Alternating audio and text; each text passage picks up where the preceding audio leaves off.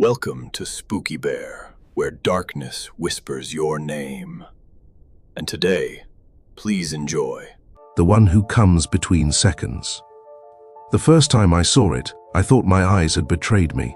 I was waiting for the bus on Elm Street, winter light grey as old ashes, when the second hand of my watch skipped. The world held its breath. In that silence, in that flicker between ticks, I saw a shape, thin as a breath, taller than any human, leaning just beyond the bus shelter's glass.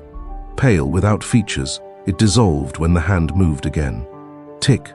Life resumed. I shook my head. A trick of the light, a momentary lapse.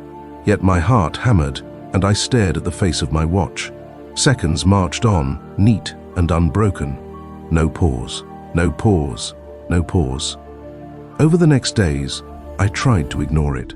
But in every clock, wall clocks, phone clocks, digital timers, there was that pause, and always in it, that shape, standing just beyond reality's edge.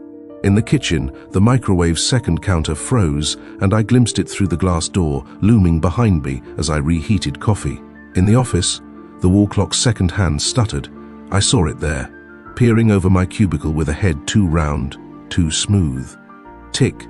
Then the office hum resumed, colleagues typing, phones ringing. My nights became haunted. I lay awake at 2:17 am, always that time, watching the digital display on my alarm clock hesitate before flicking over. And in that pregnant beat, it curled at the foot of my bed, head tilting, as though listening to my breath. When it vanished, I sat trembling until the dawn. I told no one. Who would believe me? My best friend, Mara, laughed when I tried to describe it. "It's stress," she said over coffee at the diner. "You're overworked, over-caffeinated." I nodded, but couldn't erase the dread. I caught myself counting breaths, waiting for the hiatus between tick and tock. I checked my wrists, even though the flicker came from outside time, not inside my pulse. One evening, I slipped into the abandoned church on Linton Road. It had no working clocks, no flicker. I hoped I'd see nothing. Instead, in the hush, I felt a presence behind me, just beyond sight, like an unanswered question. I ran. The flicker returned the next morning, stronger. It had found me. Helpless, I turned to the TV while washing dishes. On a late-night infomercial, the seconds on the digital clock in the corner froze, just long enough for me to see it appear in the reflection of the screen, that faceless face. But when I replayed the DVR, the glitch was gone. No pause, no shape in the reflection, only my own pale face staring back. I grabbed a pen and wrote on a sticky note. "Ent in the pause." In the space between seconds, I stuck it above my workspace. Sometimes I noticed the sticky note's adhesive curling, as if recoiling from the flicker it described. One Tuesday, I stood in the bathroom brushing my teeth, listening to the ticking of the wall clock. Tick, pause, and there, in the faucet's chrome, I caught it. Its mouth widened into a thin smile. My toothbrush rattled in my hand. I stared, transfixed, until the second resumed, and the smile snapped away, replaced by my own reflection staring back. My heart trembled. Next night, I saw it in every polished surface. The glint of the knife on the counter, the glossy refrigerator door, the windows overlooking the street. Always smiling, always watching. I rushed to the mirror, my most honest reflection, hoping to catch it there, but the mirror showed only me, Eve's large, expression blank. The presence never appeared in mirrors. It was as if mirrors were its only weakness. Desperate, I researched. Old folklore of the chronomorph, a being living in the milliseconds between time, feeding on souls who became obsessed with moments. Legend said it could only appear in reflective surfaces that lied, glass, chrome, polished wood, but could not cross into true glass backed by mercury mirrors. It harvested fear, twisting perception until victims fell into madness.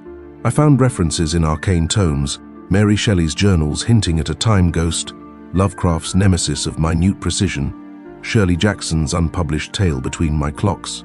I scanned each account, victims drawn to watch the clock, haunted by flickers until they vanished at a specific time. 2:17 a.m. or 13:31, or always just before dawn. I marked my calendar. The next 2:17 a.m. approached. I prepared, unblinking eyes, facing the nearest mirror, refusing to look away. At 2:16, I stripped my phone, watch, anything that showed time from my pocket.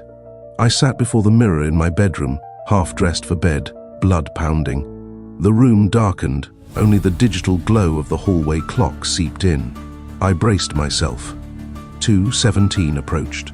Echoing steps behind me, soft, deliberate, though the hallway was empty. My breath caught. Tick. Pause.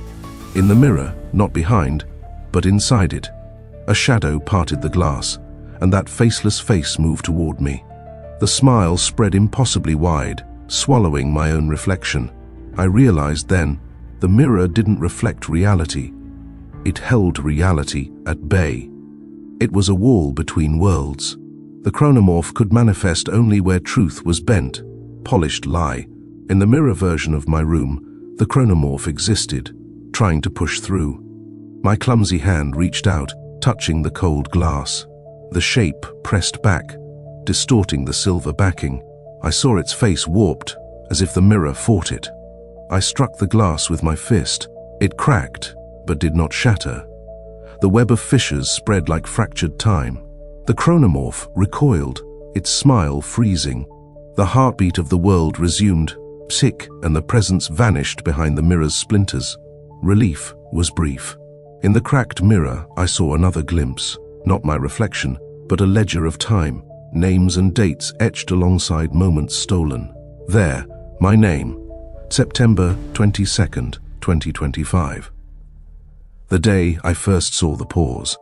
Under it, debt, 1 second. Deeper down, 2:17, a m. And below, Sue signed at the pause. The chronomorph was not just a predator, it was a collector. Each glimpse between seconds bound the viewer into its ledger. Each victim became a time soul, feeding the creature. My debt was measured in seconds stolen. To survive, I needed to repay in time. But how? I staggered back as the mirror's ledger glowed. The cracks grew light, white as leaking ticks. The room outside slipped, the clock's seconds becoming longer. I saw a dozen seconds stretch into minutes. My hand moved to the wound on my wrist, 2 cuts in the shape of clock hands. At dawn, I acted. I carried the cracked mirror to the creek behind my house, where time flowed most continuously. I placed it on the bank and smashed it with a rock. Each shard sank into the water, fizzing like ice melting. As the last fragment slipped beneath the current, the ledger's glow faded. I watched the clock on my phone. Once it showed error, then flickered back to 22:17. Time resumed. The chronomorph's presence was gone. I returned home. The hallway mirror was intact, no cracks, no ledger etchings. I stared into it. My reflection looked tired but whole. Now I live in a house without mirrors. Polished steel, chrome, nothing. I see clocks only on my phone, which I keep in a lead box. Yet sometimes at random, the world hesitates. A bird's wing paused mid-flap, a leaf motionless in the breeze. I feel its eyes behind every reflective surface that lies. I know it hunts time, collecting seconds like souls. I repaid 1 second for my glimpse. My debt now is all the uncounted moments. Each flicker between ticks is a test. If I watch too closely, it will reappear. If I turn away, it binds me tighter to its ledger. So I live divided from mirrors, obsessed with seconds, yet terrified to watch a clock. I write this at 2:16 a.m., true time locked away. When that last second arrives, I will close my eyes. For in that pause, the chronomorph waits, and he am the one who comes between seconds. Sleep is a luxury, and you've just run out. Please like, share, and subscribe. We'll be waiting for you if you dare.